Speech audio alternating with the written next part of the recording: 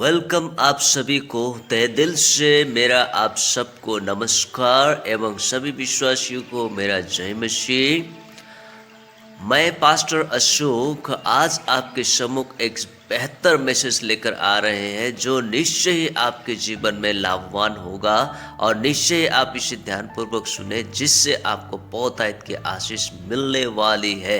सो आइए हम पास्टर भीम थापा जी के द्वारा ये मैसेज देखते हैं और सुनते हैं। चले वीडियो की ओर। तो आज हम लोग सबसे पहले उत्पत्ति 3 अध्याय हम लोग निकालते हैं। हमको ये आशा है कि आपके वचन के द्वारा भी आप लोग आशीषित होंगे और ये वचन आप लोग के लिए बहुत ही ज्यादा लाभदायक होगा। इसलिए ध्यानपूर्वक इस वचन को सुने और हमारे बच्चों में से कोई उत्पत्ति 3 अध्याय का 1 से लेकर 11 तक पढ़ दे। यहोवा परमेश्वर ने जितने बने पशु बनाए थे उन सब में सर्वप्रथम था।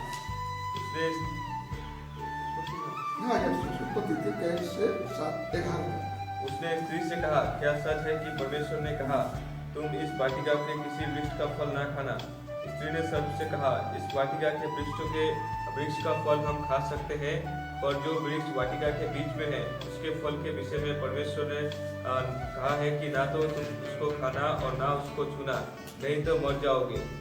तब सर्प ने स्त्री से कहा, तुम निश्चय ना मरोगे, वरन परमेश्वर आप जानता है कि जिस दिन तुम उसका फल खाओगे उसी दिन तुम्हारी आंखें खुल जाएंगी और तुम भले बुरे का ज्ञान पाकर परमेश्वर के तुल्य हो जाओगे। अतः जब स्त्री ने देखा कि उस वृक्ष का फल खाने के लिए अच्छा और देखने में मन भाव और बुद्धि देने के लिए चाहने योग्य भी है, तब उसने उसमें से तोड़कर खाया और अपने पति को भी दिया और उसने भी खाया। तब उन दोनों की आंखें खुल गई और उनको मालूम हुआ कि वे नंगे हैं। इससे उन्होंने अंजीर के पत्ते जोड़ जोड़ कर लंगोट बना लिए। तब यहोवा परमेश्वर जो दिन के ठंडे समय वाटिका में फिरता था का सब उनको सुनाई दिया। तब आदम और उसकी पत्नी वाटिका के वृक्षों के बीच यहोवा परमेश्वर से छिप गए।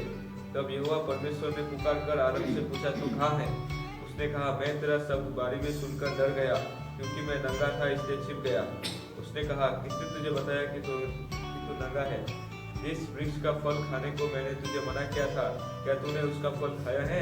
आदम ने कहा, जिस स्त्री को तूने मेरे संग रहने को दिया है उसी ने उस वृक्ष का फल मुझे दिया और मैंने खाया। आमीन। यहाँ तक ठीक है। यहाँ पर इस पर बार बार पढ़ते हैं तो आप लोगों ने सोचा कि ये तो हम लोग बार बार पढ़ रहे हैं, इसमें क्या चीज है? फल मिलता है ना। यहाँ पर आदम और हव्वा और परमेश्वर के बीच में एक जो हम लोग देखते हैं ना, परमेश्वर सलाह नहीं देता है, परमेश्वर आज्ञा सुनता है, उस वचन में वो आज्ञाकारी उसको रहना होता है ना। यहाँ पर आदम और हव्वा को परमेश्वर ने स्ट्रिक्टली आज्ञा दिया कि इस वृक्ष का फल मत खाना, यो रुख का फल ना खानो। परमेश्वर ने आदम और हव्वा को कहा, आदम और हव्वा को स्ट्रिक्टली था ये, परमेश्वर ने उनका आज्ञा दिया। लेकिन आगे जाके हम लोग देखते हैं कि शैतान आया और शैतान ने हव्वा को बहकाया। हव्वा ने देखा कि यह फल खाने योग्य है, मन भावना है, और हव्वा ने उस फल को खाया और किसको खिलाया? अपना पति को भी उस फल को खिलाया। हम लोग के जीवन में कभी कभी हम लोग डिसीजन लेने में चूक जाते हैं ना। जब आप देखिए, जब भी आप ना एक अच्छा मसीही जब हो जाएंगे ना, एक अच्छा मसीही जब आप हो जाएंगे, आप प्रार्थना करते हैं, बाइबल पढ़ते हैं, आज्ञाकारी रहते हैं, बहुत अच्छा आत्मिक जीवन चल रहा होता है, उसी वक्त आपके जीवन में ना ये सब चीज आता है। एक खराब इंसान को परीक्षा कभी भी नहीं आता है, वो ऐसे ही है। लेकिन जो एकदम आत्मिक प्रकार से जीता है, जो आत्मिक प्रकार से चलना चाहता है, जो परमेश्वर को होके रहना चाहता है, उसी आदमी को, उसी बेटा बेटी को परीक्षा आता है। हाँ, और जो परीक्षा लेने वाला है वो उस समय बहुत घुमा के हर एक प्रकार से आपको गिराना चाहता है। इसीलिए एक आत्मिक बेटा बेटी उसका निर्णय बहुत अच्छा होना चाहिए। आपको सलाह देने वाला कौन है, आपको सिखाने वाला कौन है, ये कौन है ना। हम इस समय हम लोग जवान बेटा बेटी लोग, जवान बेटा बेटी लोग ना, जवान बेटा बेटी के लिए मैं ये वचन बोल रहा हूँ, आप लोग अपने जीवन में होशियार होना है। आपका आगे का जीवन बहुत है, आपको बहुत कुछ करना है, परिवार के लिए करना है, मंडली के लिए करना है, अपना पिताजी के लिए, माँ के लिए, समाज के लिए, आपको बहुत कुछ करना है। हाँ, आपका डिसीजन अच्छा होना चाहिए, आपका निर्णय अच्छा होना चाहिए, नहीं तो आप थक जाएंगे। परीक्षा लेने वाला लेते रहेगा, आप उसमें फंसते जाएंगे और आप अपना निर्णय में सफल नहीं होंगे। इसीलिए यहाँ पर आदम और हवा को, उसका बहुत अच्छा जीवन था, परमेश्वर ने बहुत अच्छी तरीका से उनको वहां पर ईडन गार्डन में रखा हुआ था, लेकिन वो आशीषमय जीवन से एक छोटा सा गलती का कारण हवा ने सही डिसीजन नहीं ले पाया, सही निर्णय नहीं ले पाया। उसने अपना बाप के आज्ञा को भूल गई, जो परमेश्वर ने जो आज्ञा दिया था उस आज्ञा को उसने भूल गई। उसने सामने के जीवन को देखा, सामने का सबको देखा। उसके बाद उसने क्या बोला, हाँ ये तो खाने लायक का है। हम लोग के जीवन में अगर हम लोग सही डिसीजन नहीं लेंगे तो हमारे जीवन में भी इसी प्रकार का घटना घट सकता है। इसीलिए हम लोग जवान लोग देखना है कौन आपको डिसीजन दे रहा है, कौन आपको निर्णय, आप किससे निर्णय ले रहे हैं, आप किसके पास खड़े हैं, किससे निर्णय ले रहे हैं, कौन है आपको निर्णय देने वाला, वो आपको जानना बहुत जरूरी है। यहाँ पर आदम और हवा को निर्णय देने वाला सिंह वाला व्यक्ति था, शैतान था ना। हो सकता है आपके जीवन में देखने में आपको आदमी भला लगता हो, देखने में वो आदमी आपके लिए बहुत अच्छा हो, लेकिन उस आदमी को शैतान भी यूज कर सकता है। आपको लगेगा ये इंसान सही है, ये हमको सही निर्णय दे सकता है, ये हमको सही मार्ग दिखा सकता है। हो सकता है आप पूरा विश्वास उसके ऊपर करेंगे, लेकिन वो आपको गलत डिसीजन दे रहा होता है, निर्णय ले रहा होता है। इसीलिए हम लोग जवान लोग, अगर आप निर्णय भी लेंगे ना, अपने माँ बाप को छोड़ के किसी से भी निर्णय मत लेना, सलाह मत लेना। आपके माँ बाप आपको जितना अच्छा कर सकता है, आपके माँ बाप आपके लिए जितना अच्छा डिसीजन दे सकता है, कोई भी नहीं दे सकता।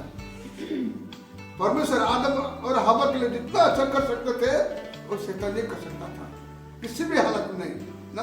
आपके लिए आपके माँ बाप आपको बहुत अच्छे निर्णय, आपको अगर निर्णय लेना हो, सबसे पहले प्रार्थना सहित अपना बाप से निर्णय लो, परमेश्वर से प्रार्थना करो, हे परमेश्वर।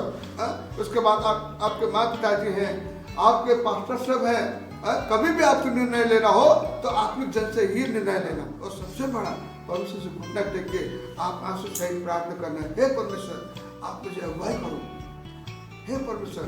उसके लिए आप प्रार्थना करो, उसके लिए आप फास्टिंग करो, उपवास लो, जो काम कर रहे हैं उसमें सही आपको प्रतिफल मिले, सफलता मिले, जो निर्णय आप ले रहे हैं उसमें आप सक्सेस हो जाए, उसके लिए आप उपवास सही प्रार्थना करो, तो आप कभी भी नहीं गिरेंगे। यहाँ पर हम देख रहे हैं निर्णय आपका जीवन में सटीक होना है। तो कुछ करना है, कुछ बेटी कहीं पर जाना है, कुछ बेटी को कुछ काम करना है, सबसे पहले कुछ बेटी को किसी निर्णय लेना है, प्रार्थना तो करनी है, परमेश्वर तो पहला स्थान में है, लेकिन उनका पिताजी यहाँ पर है, जो सेवक है, जो पास्टर है। कभी भी अपना माँ बाप को हम लोग को मतलब नीच भाव से नहीं देखना चाहिए, ये मेरे पिताजी क्या कर सकता है, ये मेरा माँ क्या कर सकता है, कभी भी यह दृष्टि मत करना।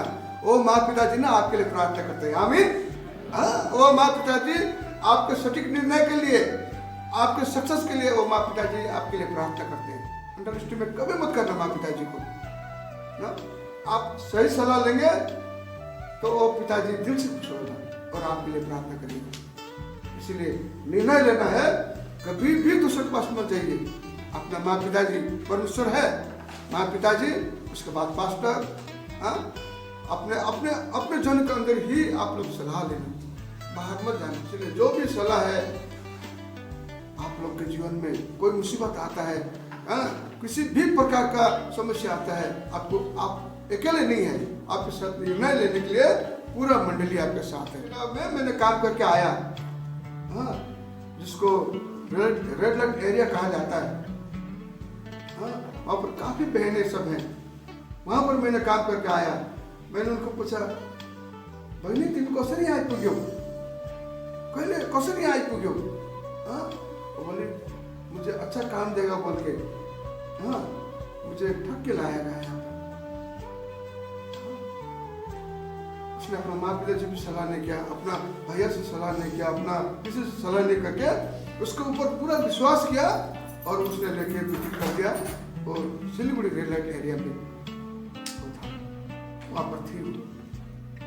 ऐसे होता है, इसीलिए हम लोग का चर्च का बेटा लोग हमेशा होशियार होना है। कहीं भी बाहर जाएंगे आपके साथ परमेश्वर होना है। हाँ, यदि आप परमेश्वर के साथ चलते हैं तो आपका रक्षक परमेश्वर है। इसीलिए अच्छा निर्णय लो, उसका प्रतिफल अच्छा होगा। आपका डिसीजन अगर अच्छा है ना, आप परमेश्वर का अपने जीवन में कार्य करने का मौका देते हैं। और जब परमेश्वर जब कार्य करता है ना, उस चमत्कार को आपको देखने का मौका मिलेगा। आपको परमेश्वर का शक्ति और सामर्थ आपको देखने का मौका मिलेगा। यदि आपका डिसीजन अच्छा हो, आपका निर्णय अच्छा हो, तो परमेश्वर आपके साथ है। आमीन। आते हैं दानियल 3 अध्याय का 16 से 18 तक कोई पढ़ दे। और अबेदनगो ने राजा से कहा, हे नबूकदनेस्सर, इस विषय में तुझे उत्तर देने को हमें कुछ प्रयोजन नहीं जान पड़ता। हमारा परमेश्वर जिसकी हम उपासना करते हैं, वह हमको उस धधकते हुए भट्टे की आग से बचाने की शक्ति रखता है। वरन हे राजा, वह हमें तेरे हाथ से भी छुड़ा सकता है। परंतु यदि नहीं तो हे राजा, तुझे मालूम हो कि हम लोग तेरे देवता की उपासना नहीं करेंगे और न तेरी खड़ी कराई हुई सोने की मूरत को दंडवत करेंगे। 18 तक ना। यहाँ पर शद्रक, मेशक, अबेदनगो का निर्णय उन लोगों ने ठान लिया है। क्या ठान लिया है? उस मूर्ति को क्या नहीं करेंगे? सोने की मूर्ति को दंडवत नहीं करेंगे, उसके आगे नहीं झुकेंगे। राजा चाहे उनको आग में डाल दे, उस ईश्वर का उपासना लोग नहीं करेंगे, दंडवत नहीं करेंगे। कितना बड़ा डिसीजन है ये, कितना बड़ा निर्णय है। सामने में धधकता हुआ आग, हाँ, और इधर 3 जन है। कौन कौन? शद्रक, मेशक और अबेदनगो। हाँ, कितना भयानक समय था वो, कि उन लोग देख रहे हैं कि आग 3 गुना, 4 गुना, 5 गुना बढ़ रहा है। हाँ, धधकता हुआ आग, हाँ, और इधर उन लोग को बहुत बड़ा डिसीजन लेना पड़ रहा है। हाँ, अगर उन लोग सोना की मूर्ति को अगर दंडवत नहीं करेंगे तो कहाँ डालेंगे? कहाँ सर? यानी आग में डालेगा। हाँ, हाँ, अब यहाँ पर देखो, शद्रक, मेशक, अबेदनगो में कोई किसी भी प्रकार का फूट नहीं है। इन लोग एक मन का है। 3 जन है, तो जा मैं नहीं जाऊँ, मैं तो ढोकू, ऐसे बोला क्या? हाँ, तीनों जन एक मन का है, एक चित्त का है। उन लोगों ने बोला नहीं, ये नहीं हो सकता हमारे जीवन से। जीवता परमेश्वर को हम लोग कैसे छोड़ेंगे? तीनों का एक ही मत था, प्रियो, एक ही विचार था।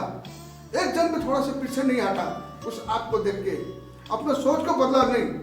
हाँ, स्थिर रहा अपने विश्वास पे, अपना भक्ति पे अड़ा रहा। बोला, हे राजा, हम इस मूर्ति को दंडवत नहीं करेंगे।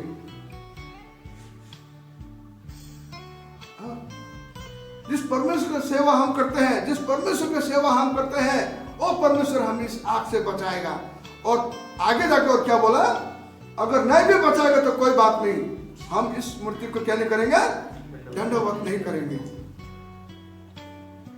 कितना बड़ा डिसीजन है, कितना बड़ा निर्णय है ये। परमेश्वर की क्षमता और शक्ति को जानना बहुत जरूरी है। सामर्थ्य जान जाएंगे तब हम बहुत आसानी से डिसीजन लेंगे। चाहे वो जितना भी बड़ा धधकता आग हो, जितना भी कठिन समस्या हो, जो भी हो, यदि आप अपने बाप को शक्ति और सामर्थ्य को जान जाएंगे ना, वो निर्णय आपके लिए कुछ भी नहीं है।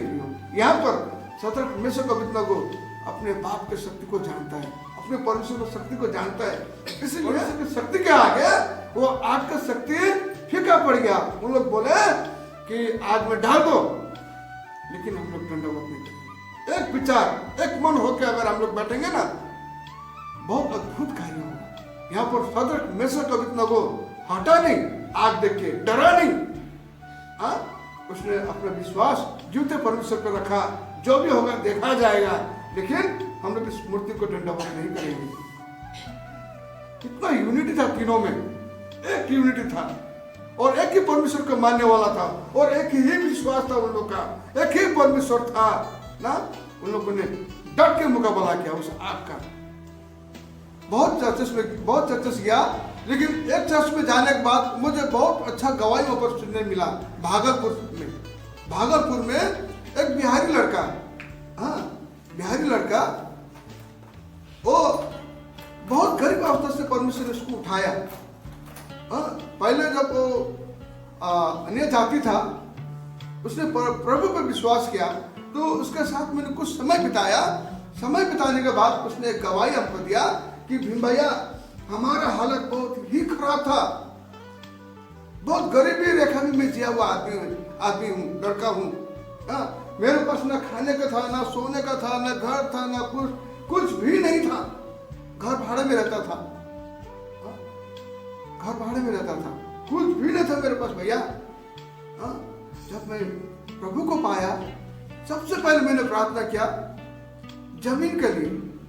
हे प्रभु, मुझे एक जमीन आप दिला दो, एक जमीन दिला दो। बहुत रो रो के प्रार्थना किया। प्रार्थना करने के बाद प्रभु ने मुझे एक जमीन दिया। उसके बाद मुझे एक छोटा मोटा काम चाहिए था। मैंने बहुत दिल से प्रार्थना किया, रो रो के प्रार्थना किया, प्रभु के आगे बहुत गिड़गिड़ाया। उसके बाद प्रभु ने एक बहुत अच्छा काम मुझे दिया, और काम बहुत दूर था भैया। उसके बाद फिर मैंने बाइक के लिए प्रार्थना किया।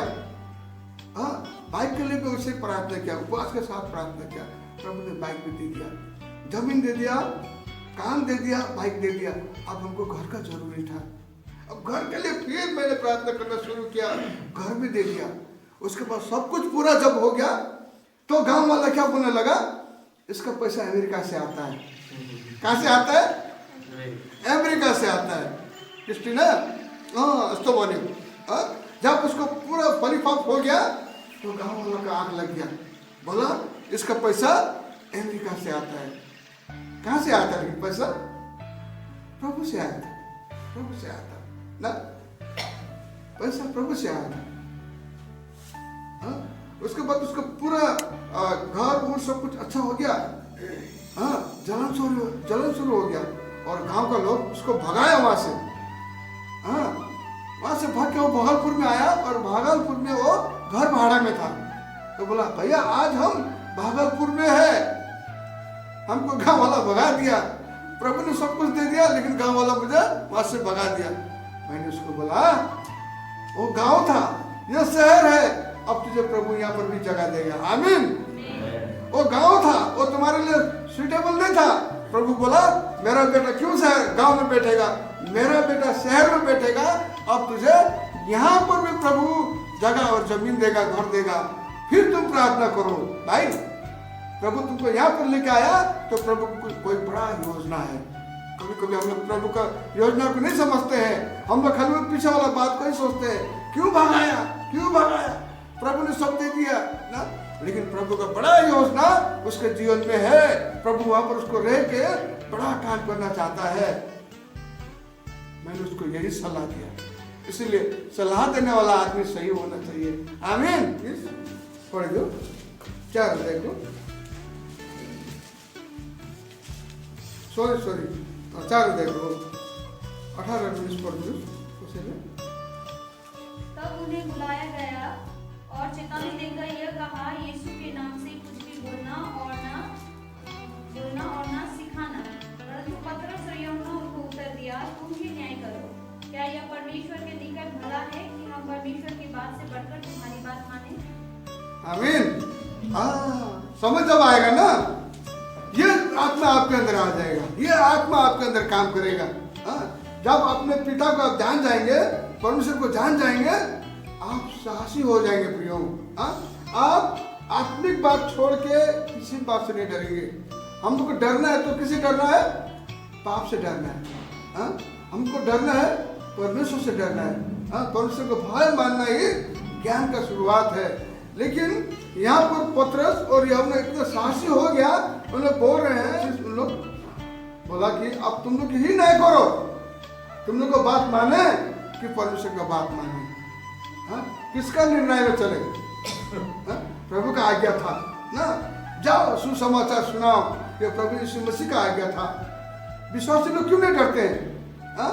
विश्वासी लोग क्यों एकदम दूर दराज में जाके, कोना कोना में जाके, रिमोट जगह में जाके, शहर में जाके, सब जगह प्रचार करते हैं? क्यों करते हैं? क्यों करते हैं उन लोग? उनके ऊपर छोटा मोटा दुनिया भर का आरोप लगाया जाता है। पैसा देके क्रिश्चियन बनाता है, इलाज करा के क्रिश्चियन बनाता है, चंगाई देके क्रिश्चियन बनाता है, दुनिया भर का उनको ऊपर आरोप लगाया जाता है।